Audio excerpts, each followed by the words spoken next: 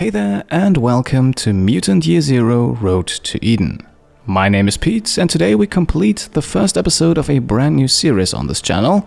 A series that could be interesting for fans of our XCOM playthrough, as this game has quite a few similarities. Now, I think this game is best described as a tactical action stealth adventure, again in certain aspects not unlike XCOM, but a few key elements of the game are very different, a much larger focus on stealth being one of them, for example. The setting for Mutant Year Zero is a post-apocalyptic world in which civilization as we know it has largely been destroyed, but as we all know from games like Fallout, that does not mean that there are no survivors. And during our playthrough we will take control of a rather unique bunch of them. Two key figures can already be seen on screen right now. Our protagonists are actually voiced and the voice acting in this game is pretty damn good. Now, I don't want to spoil too much more of the game's storyline at this point. As always, you'll get to experience all of that as we progress. Speaking of which, in true completionist fashion, we will play through the game on the hardest difficulty setting, which makes enemies much more dangerous, turns off health regeneration, and reduces the number of times we will be able to use our very powerful skills. We will also turn on Iron Mutant mode, which means that every decision we make is permanent, there will be no saving and reloading, and if we die, we die, and the playthrough is over. If we're careful though, it hopefully does not come to that. On the contrary, it is actually possible to play through the entire game without ever taking so much as a single point of damage, but I think you can understand that I don't want to fully commit myself to that sort of challenge just yet, unless of course you really want me to. Now, one more important thing, there is one expansion for this game, the Seed of Evil DLC, but that one actually starts a second separate playthrough from the main game, and it's meant to be played after the game's main storyline. So it's not going to appear during this playthrough, at least not until we complete the base game, and then we'll decide whether or not the expansion is worth a look right away, or if we want to play something else in between.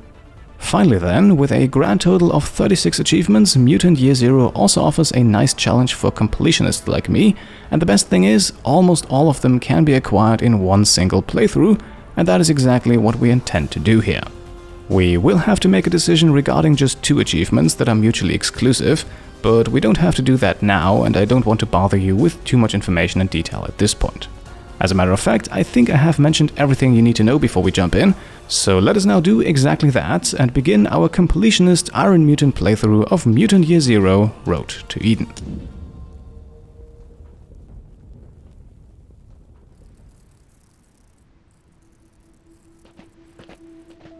Another day, another mission, risking our necks for the Ark. You know, I asked myself, Dux, why are you out here? And... You know why.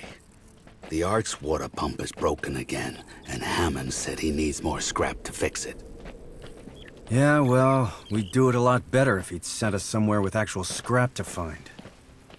Why do you have to be so annoying? Come on, we gotta head back before prep closes for the night. Alright, here we are, not much of an introduction. We are immediately given control of our 2 protagonists, who we can freely move around the map. Very clearly, the game wants us to take the path up ahead, but before we do that, we'll actually return the way we came for a rare collectible that is hidden in the bushes here. 4 more of these magazines can be found throughout the game, but for the time being, let's get moving in the right direction. Trust me, I'm not annoying. Shut the hell up. Want to see annoying? I can show you annoying. What's wrong with you? We're in the zone. Keep your eyes open and... Mouth shut.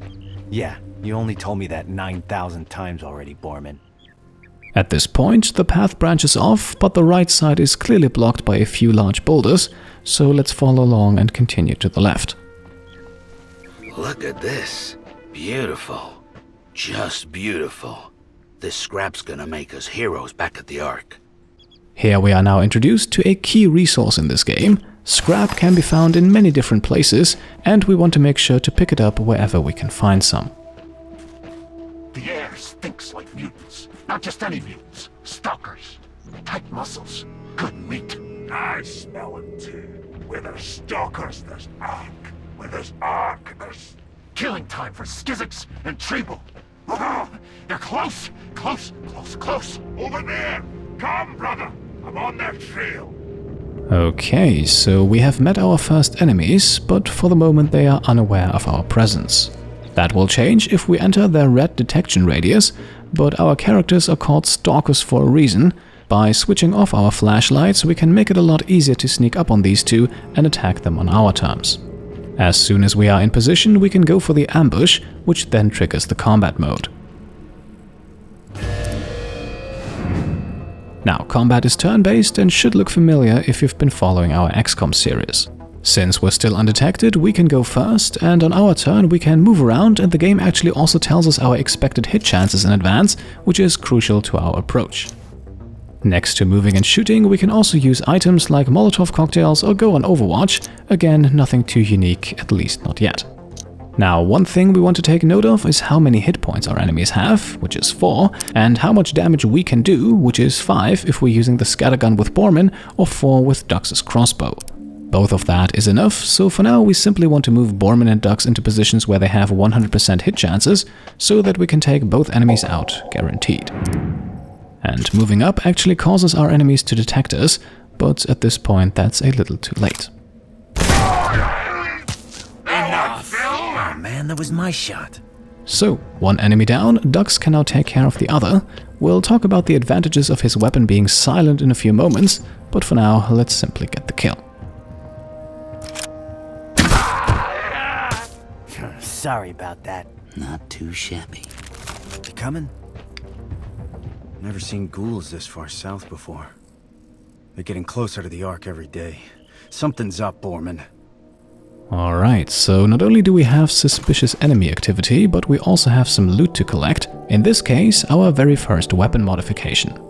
This one increases the damage we do on a critical hit and also comes with a chance to burn enemies. However, to equip it, we'll have to get back to the aforementioned Ark first.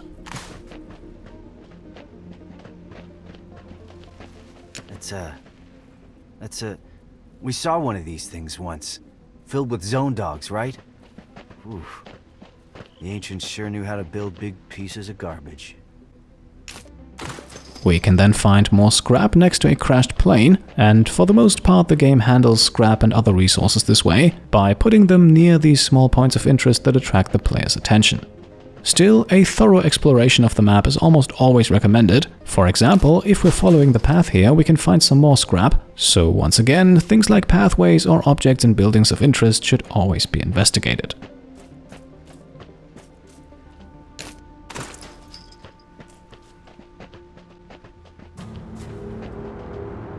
We got ourselves some ghouls. One of them looks like he ate a ghoul. We better get into ninja mode. Listen, turn off your flashlight. If we sneak by the water, they won't see us. And sneaking around is pretty much our day job anyway, so let's get by this group unseen. I will rip off their tiny stalker arms and beat their faces till they die! Faces too ugly to beat. No one loves a stalker. Give me the stalkers. Let them come. Where are you? Ark don't even love stalkers. Now, the reason we are prompted to sneak by these two is that they are very obviously going to destroy us in combat. Both enemies here are level 55, while Dux and Bormin are both still level 1. Still, we want to come back here at some point, because as you can see behind the tank there is some loot waiting for us, so we'll grab that once we're powerful enough. For the time being, a few weapon parts will have to suffice. Next to scrap, which is pretty much the currency in this game, weapon parts are the other core resource. They are what we use to upgrade our weapons and make them more powerful. And so we are now leaving the first area of the game behind us and continue our journey back home to the Ark. The Ark's up ahead. Home, sweet home. Oh, I'm gonna kiss that elevator when I see it. Get upstairs, take a bath, get a grog with the boys, get another grog with the boys, foot massage. Oh, it's gonna be great. On this map as well, exploration pays off, as we can collect some scrap and weapon parts before we reach an abandoned campsite. A campsite. Looks like a family lived here. Lived here and died here. Nothing like a bunch of skeletons to put your mind at ease. Now, next to the tent here, we can find 2 medkits. As you can see on the top right, we already have one, but collecting more is certainly a good idea. Because since we're playing on very hard difficulty, our characters will never regenerate health at any point during the game, so if we take damage, we better have a way to fix that.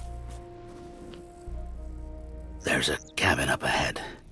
Definitely feel a ghoul vibe coming off of it. So we run in, guns blazing? Too dangerous.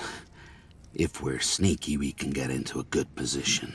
A good position keeps us alive. Turn off your flashlight.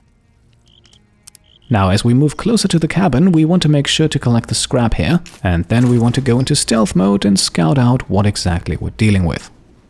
Hungry! Hungry! I says we take the Ark. Taste the mutants. Love me some mutants. There we go! Rip their hearts. Crush their... Hey! You hear that? You hear that noise? I hear my stomach. Hungry! Kill! Alright, so we have 2 stationary enemies here, and one of them has 6 hit points, which means we will unfortunately not be able to replicate our approach from earlier. There is, however, a lone butcher with 4 hit points patrolling around the area, and we can take him out silently without the other 2 noticing, and by hiding behind some objects like the fridge and the tree here, we are actually also safe within the enemy's detection radius, which allows us to let them come a little closer still. Now, once again, we are not forced to engage here, and we actually have to activate Dux before we can shoot. The shot itself, meanwhile, is silent and guaranteed to kill. Hey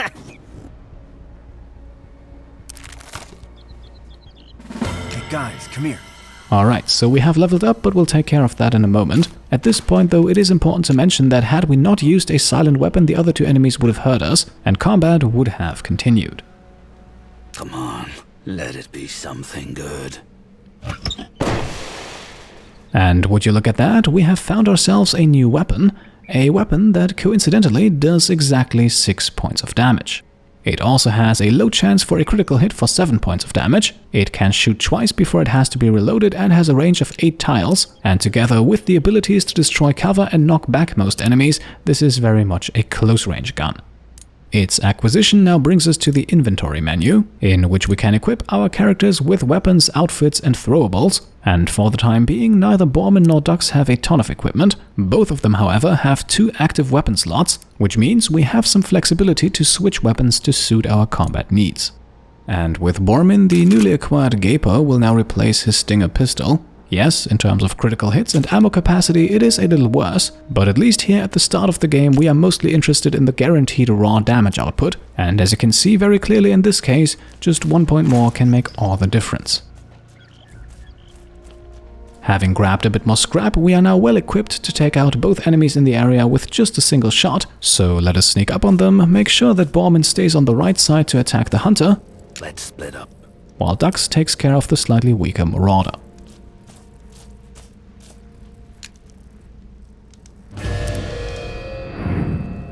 And once again, we can get right up into our enemies' faces. Yes, they will detect us, but they won't get a chance to act.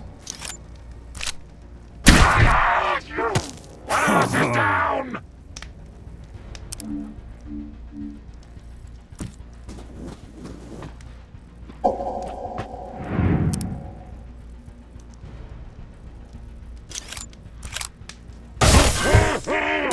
Sleep it off. I owe you a grog. That was amazing. Okay, and with these 2 kills we have gained another level. Our characters always level up together and experience is awarded collectively, so that no character falls behind. Now, by gaining levels we can unlock mutations and stat upgrades. Stat upgrades increase things like health and movement speed, while the mutations are where it's at, as those unlock quite a few interesting abilities. For each level we gain, we earn a point that can be spent on mutations and upgrades, and you can see that different mutations have different point costs, so we won't be able to unlock new abilities with every level up. What we can grab with the 2 points we have, however, is Bormin's run and gun ability, and yes, that one works just the way it does in XCOM, apart from the fact that its cooldown is not based on a set number of turns, but instead on a number of kills. In my opinion, this adds another interesting strategic layer to the whole thing, and I'm sure we'll get to experience that very soon. The animation for unlocking a mutation is, in my opinion, also absolutely fantastic, and we will get to experience it once more here with Dux as well, with whom we can unlock the Skull Splitter ability. This basically guarantees a critical hit at the cost of reduced overall accuracy. At the beginning of the game, it's a bit of a gamble to use it, but it synergizes very well with some of his other mutations, so later on I think we'll be able to use it quite frequently. And yes, we could now also invest the remaining point in a stat upgrade, but at the start I think unlocking mutations is a bit more important, so we'll save it for now. Now, once again, there is a bit of loot to be found here, including our first hand grenade. The much more important item, however, is the boombox over here on the picnic table. What we have here is a so-called artifact, basically an item from the old times, and you can see it at the bottom here. We can use these artifacts to purchase unique upgrades as well. Look at this beauty. The ancients left a lot of ugly junk behind, but once in a while you see something like this. Wonder what these buttons are for. I wouldn't touch it if I were you. I'm not kidding around. Lay off the buttons. What's up your butt? That's a bomb, all right. They used to call it a boom box. Touch that red button, and it goes boom. Don't be pretending you know what any of this crap is. We'll bring it back to the Ark and show it to Prip. Ask him what it's worth on the black market. And so here we are, that is the second area of the game cleared. After grabbing everything from the cabin and finding another hidden pile of scrap, we are already up to a good supply, and we can now collect a few more weapon parts on the path here and then continue our journey, which is now interrupted by a brief cutscene that adds a bit more backstory.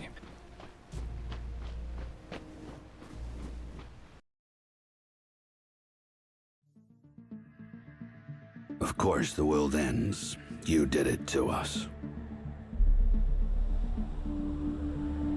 When the ice melted, you said nothing. When the plague spread, you did nothing. When the nukes dropped, you became nothing. At least that's what the Elder says. But cheer up. You'll be happy to know that despite your mistakes, life remains. In a small settlement high above a raging river, people are living and thriving. We call it the Ark.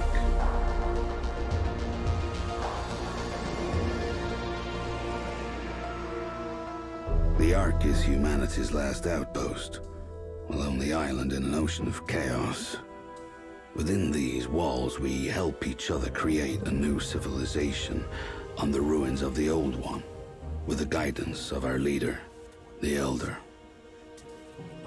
The Elder tells us we're safe as long as we never leave, because outside these walls lies the Zone, the never-ending wasteland. A mass grave spanning the planet, littered with your crumbling monuments to your hubris and arrogance.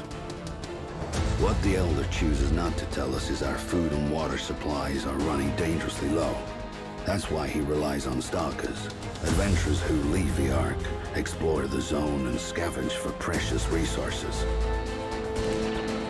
Stalkers are tough enough to resist the rot, and they got the smarts and the firepower to keep the Zone ghouls at bay. Stalkers have to be more than human. That's me, Mr. More Than Human, aka a mutant. I look weird to you, but hey, you look weird to me. So let's leave it at that. If the Stalkers come back from the Zone alive, the Ark survives another day. If the Stalkers don't come back, the legacy of mankind will be lost forever. At least, that's what the Elder says.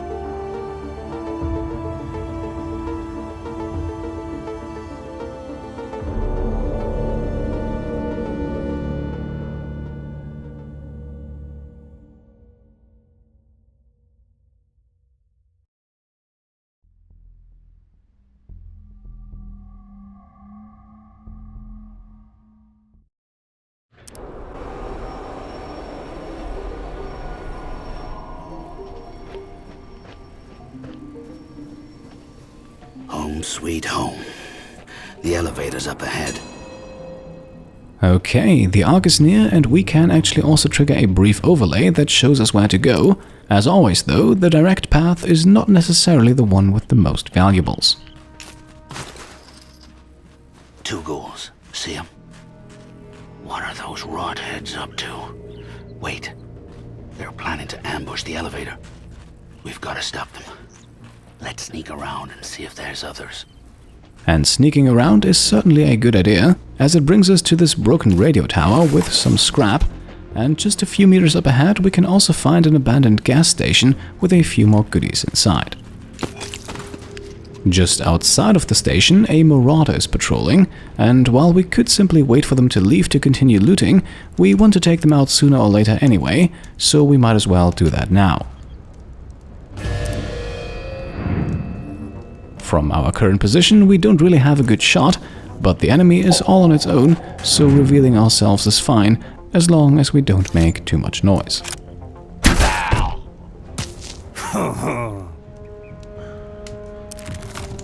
Over here. The marauder has dropped some weapon parts, and those are a bit more rare than scrap, so let's grab them right away, before we then head back into the gas station and take a look at this note right here.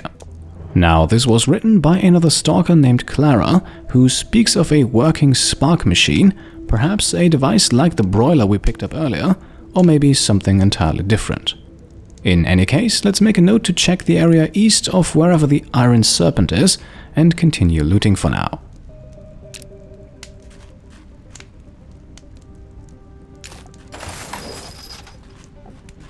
Let's get this open.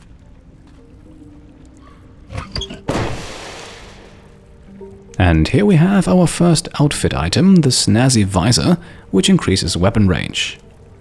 Now, with increased weapon range, the distance from where we can reliably land 100% shots also increases, so in my opinion it makes sense to give this to Dux, as his crossbow comes with a higher range than any of Bormin's weapons by default. Additionally, it's our only silent weapon for now, so stealthily sniping enemies from afar just got a little bit easier.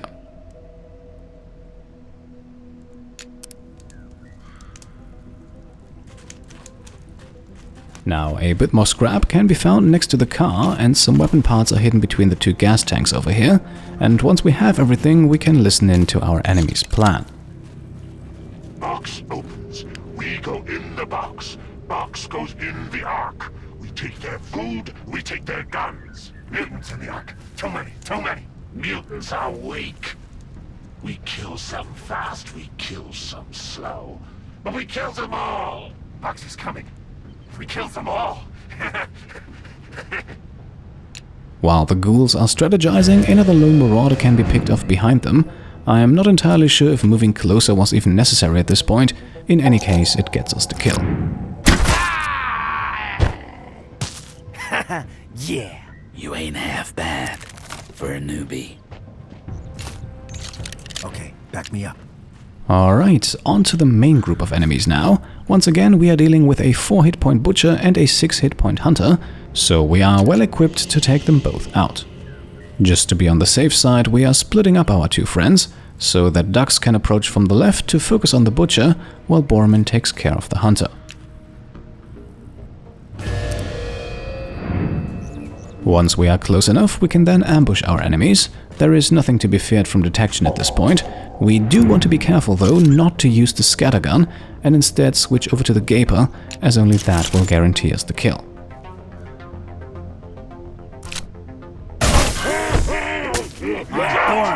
Bitch. Now, as you can see, even though Bormin has already revealed himself, Dux is still hidden and could potentially stay out of the fight entirely. There is no need for that here though, so let's get rid of the butcher now.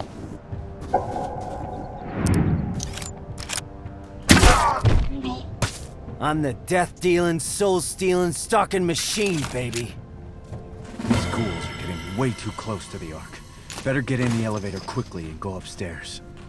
And with Dux channeling his inner Ric Flair, we can now collect the last bits of loot around the elevator, some more scrap, as well as an ancient sight that further improves weapon range, but once again we can't equip that just yet and have to return to the Ark for the assembly. The path to the elevator is clear now, and at this point I feel like I should mention that we did not have to fight all these enemies. We could have also simply snuck by in stealth mode. However, that would have meant missing out on a significant amount of experience points, and we are in dire need of those. Yeah, prize time. Just before we reach our destination, we can then also find a Stalker Vest, the first piece of protective gear, adding 2 hit points to its wearer as well as a point of armor. Armor reduces damage, should we take any, which makes this an ideal piece of equipment for Bormin, who is much more suited as the tank of the group, as he starts with 8 hit points compared to Dux's 6. The vest now brings him up to 10, so he should be able to reliably survive any enemy attack we can encounter at this point, although, once again, I hope it does not even come to that. And that leaves us only with a few more points of interest to investigate before we use the elevator and make our way up to the Ark. In the trunk of the car here we can find some more scrap, and then we want to head straight past the elevator for another pile of scrap hidden next to a car that nature has, well, taken back, if you will.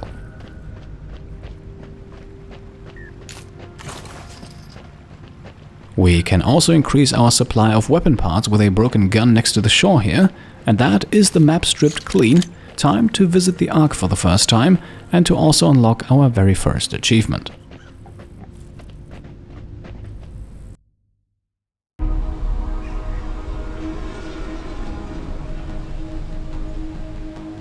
The Elder meets us at the elevator.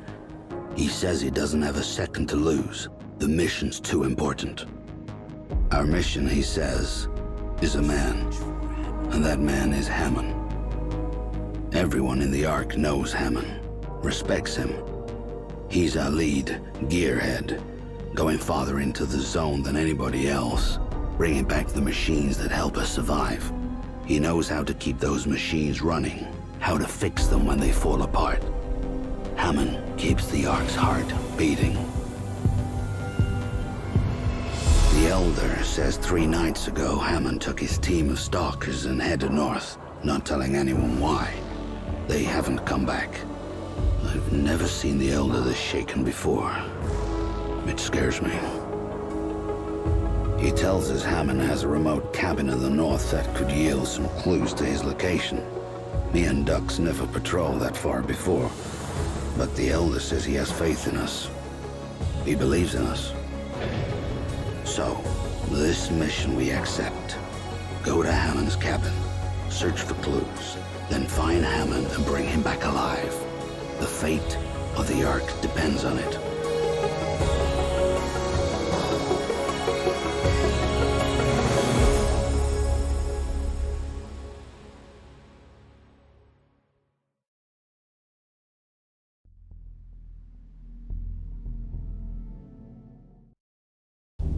Alright, with the Get Back to the Ark achievement unlocked and a new quest obtained, I think we have reached a good point to wrap up this first episode. All in all, I think Mutant Year Zero has the potential to become a fun little series. The game is not overly long, and as you saw today, I think I can confidently say that I know what I'm doing, so let's hope that the next episode will go just as well as the one today. In that next episode, we will start things off by paying a visit to various people of interest in the Ark here, and then we will begin our quest to find Hammond, which very quickly will also have us unlock a few more achievements. For today though, let's make the cut right here. As always, I hope you enjoyed the video and are as excited as I am to be playing something new, and if that's the case, then I would be very happy if you could leave a thumbs up. If you like what I'm doing and want to support me and my channel further, then you can go ahead and subscribe to stay up to date, grab some merch over on shop.petecomplete.com, or check out and maybe even pledge to the Pete Complete Patreon. Thank you all for watching, and I'll see you next time. Cheers.